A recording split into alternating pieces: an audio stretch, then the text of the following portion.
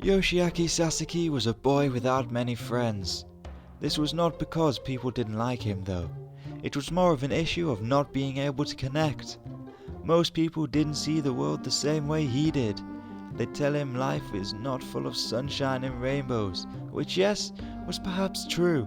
But to him, a person could always find warmth, even in the darkness. To Yoshiaki, life and the world itself was full of wonder and beauty.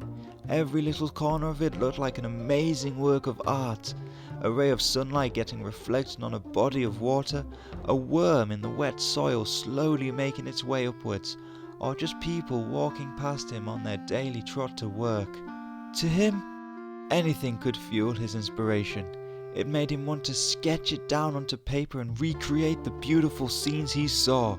His two dads, Asa and Danshi, always loved seeing him try to draw, even though Yoshiaki wasn't all that great at it. His attempts at sketching humans looked wonky, his backgrounds were barely recognizable sometimes, and the animals he drew looked like weird monster scribbles. But that was okay. They were proud of their son for even trying, and encouraged him to express himself in whatever ways he saw fit. Yoshiaki was also not bothered by the results of his less than average drawings. He knew he could always work on getting better at it. Knew that if he tried often enough and practiced, he could get this kind of art to the level of self-crafted wax sculptures and candles that he would also make. Creating things out of wax was something he had done ever since he was a child. After he had discovered his quirk, a lot of his free time was spent on creating things with the hot paraffin wax he could now produce straight from his hands. His dads had helped him make his own crayons, which Yoshiaki then started to use for scribbling on the house walls, something both Asa and Danshi understandably did not approve of. They kept the crayons out of their son's reach so as to prevent further graffiti, and eventually taught him to draw on exclusively paper. Yoshiaki learned to make other things with his wax in the meantime, such as little figures of people he knew. He used to love showing off his work at school, but over time he began doing it less and less. Unfortunate as it was, he quickly learned that not many people were interested in the creative arts, especially not in elementary school. Most of his peers didn't even know what Yoshiaki did in his free time. Socializing had never been his strong suit, though it wasn't for lack of trying. The trouble was, as he grew up, his interest became more and more removed from the topics his classmates discussed. As a result, he didn't really talk about them much, and kept to himself most of the time. Even if there were people in his class who shared what he loved, things like artistry, musicals and romantic stories were more his female classmates' interests. Talking to them about any of it would be embarrassing, and he did not want to make himself a target for bullying by anyone in class. At least there was one topic he could participate in whenever it was talked about: heroes. Everyone loved heroes, and everyone wanted to become one, Yoshiaki included. Maybe that way he could show more people the beauty he saw in the world. He could be someone else's light, the way his dads had been for him when they adopted him. Yes, that was his dream. And now that he had actually been accepted by the most prestigious hero school in the country, UA High, he knew he could make it a reality. Yoshiaki sat at his brand new desk on his very first morning at UA, absent-mindedly doodling on a page of his notebook with an inconspicuous pencil. He was drawing a waterfall, like one he had seen before on vacation when he was younger, though he wasn't trying too hard to make it look perfect. The noise around him was incredible. Yoshiaki had not really known what to expect upon starting at his school, but he had genuinely assumed that hero schools as elite as this would be slightly calmer than your average middle school classroom. Apparently, that assumption couldn't be further from the truth. He glanced up from his drawing a few times, only to be greeted by groups of students arguing or challenging one another, throwing the entire classroom into a picture of chaos. At least they're having fun, he thought to himself on one such occasion. They don't seem to actually be mad at each other. The scene was so distracting that Yoshiaki did not immediately notice that there was a girl sitting directly next to him, sketching on a small piece of paper just like he was. She had her head down and appeared to be ignoring the chaos around her, preferring instead to focus on her own work.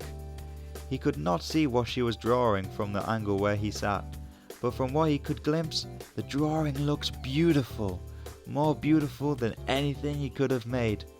Was she an artist? Yoshiaki hesitated. He wanted to approach this girl about her art. It was so rare he met another artist like himself. The girls who were interested in artistry back in his middle school were only interested in looking at them, not creating them. It was one of the many reasons he did not approach them about his hobbies, for even though they did have an interest in the topic, they weren't exactly on the same page on the creative aspect. But this girl was different, and she wasn't hanging out in a large group of other students like the other girls he was used to seeing. He doubted that talking to her would make him a target for bullying, unlike in his past situations. Still, he contemplated the idea for a few more moments. She seemed intent on not meeting anyone's eyes. What if she was shy? Would he scare her? He did not want to embarrass himself that way on the first day of school. What if she simply wanted to be left alone? He certainly did not want to breach her privacy, especially if she would rather keep to herself. Bringing attention to the fact that he had peeked at her work might be interpreted as being creepy. But his curiosity got the better of him this time. What harm could talking to her do at the end of the day? If she told him to back off, he knew that he would smile and respect her space in a heartbeat. He could at the very least say hello though. They were classmates from this day forward after all, so they might as well be on friendly terms if at all possible. Yoshiaki scooted his chair closer to the girl and put on his most genuine smile. Hey, I really like your drawing. The girl looked up, seemingly surprised. She fixed her mistrustful pink eyes on him, but upon seeing his warm smile, relaxed her posture just a little. Just sketching. She said, returning her attention back to the paper. It's nothing special. Do you mind if I take a look? I've always liked art, ever since I was a kid. The girl shrugged and leaned away from the piece of paper so that her shadow no longer obscured its view. It was a picture of a park on a rainy day. There was little doodles of trees sparkling with fresh water droplets and rain clouds hovering above the entire scene. The sketch was not coloured, but it was well drawn. Wow, I could never draw trees like these. Yoshiaki commented, admiring the picture with undisguised wonder. It took years of practice. They used to just look like a large collection of twigs. She lifted her pencil to continue the sketch, only for Yoshiaki to notice that it was broken on one end. Your pencil, it broke at the top. I know. The girl responded, frowning slightly. What about it? Well, you need a new one. I don't have a new one. This works just fine. Oh. Yoshiaki reached over to his own pencil case and took out one of the many spare pencils he had with him. He also took out a few extra crayons that he often carried around.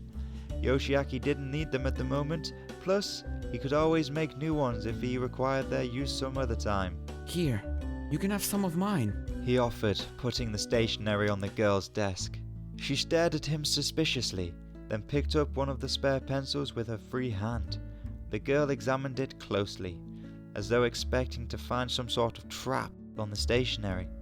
When she found none, she moved to studying the crayons, all the while looking wary, as though she expected the wax to bite her fingers. The crayons were artfully sculpted, thin enough to comfortably hold in one hand, but thick enough that the colours would come out deep and vibrant. There was blue, green, red, purple and yellow ones splayed before her, and all of them looked brand new. Why are you being so nice to me? She asked uncertainly once she was sure that the stationery was legit and not part of some trick. Yoshiaki shrugged. You just looked like you needed it. It's the first day of school after all. Wouldn't it be great to start off with fresh writing materials? I added some crayons as well in case you want to add some color to your sketches. Sorry, I don't have all the colors available right now, but I'll make some more soon.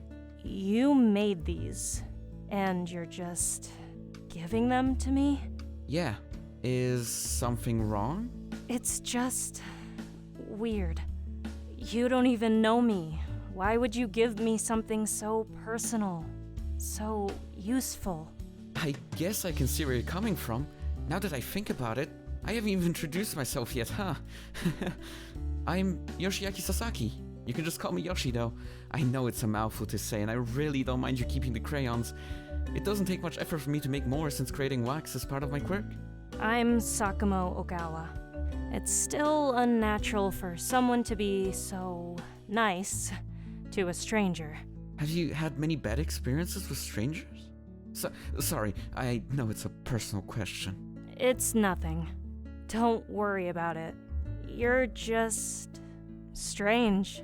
She picked up the fresh pencil she had been given and sharpened it with a rusty pencil sharpener. Then she resumed sketching, a faint smile tugging at what was visible of her cheeks. Yoshi had noticed before he approached her that she was wearing a mask. He had vaguely wondered why that was the case, but he had in the end decided against asking her. It wasn't his place to question people's fashion choices after all. Besides, her drawings distracted him more than anything else. He had picked up his own unfinished sketch and held it up to her, something he had not done in many, many years. I draw too, by the way. He said after a few moments of silence. They are not anywhere near as good as yours, but I've been sketching here and there ever since I was little. 𝗦𝘂𝗺 glanced up from her work again and studied the drawing. It's actually pretty good. I like how you did the outline. It's a really nice waterfall. You can tell what it is? Of course. You haven't finished it yet, but it's pretty clear to me. My drawings used to be very unrecognizable. I have no idea how much I've improved since then. Then again, I haven't shown them to anyone apart from my dad's for about 10 years. Yoshi wondered if he really had improved since then. He hadn't had many outside opinions to compare to, so he couldn't know for certain. I think you can show this off to other people if you want. It's good. I like how you did the water. It doesn't just look like simple lines. They seem to flow a bit. Sure, it's far from perfect, but it's definitely not bad. Thank you. No one's ever really complimented my sketches before. I love how you did the drops of water on yours too, and those clouds are really accurate. I guess I can replicate clouds better than your average person. I see them a bit too often. What do you mean? My quirk. I can create sentient clouds that can do my bidding. They all have these annoying smiley faces on them though. I don't know why. Smiling faces? He asked, trying to stifle his laughter so as not to seem rude. 𝗦𝘂𝗺, however, could not help but join in a little. Yeah, they're ridiculous. They even talk as well. It's like, how and why do you do that? I see you haven't put any smiley faces on the rain clouds in your picture. Yeah, well, I didn't exactly create those rain clouds in that scene. Plus, I wouldn't want to see more of those faces in my drawings as well. I see them enough in real life. Maybe you could draw a frowning face instead next time, for the sake of variety. Yoshi joked. 𝗦𝘂𝗺 just couldn't help herself. She let out another laugh. That would be so weird.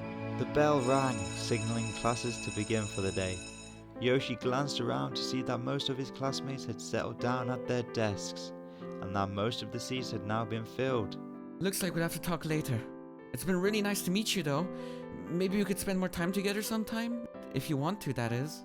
𝗦𝘂𝗺 nodded in agreement, then looked him over slowly the same way she did the stationery. It was nice meeting you too. And yeah, I guess we could, if I have some free time. Let me know whenever you're free then. Yoshi said, and with a final smile he shifted his seat back to his own desk. He returned to the waterfall he had been sketching, a little happier with how it was coming along this time than he had been originally. As class began, a small smile tugged at his lips.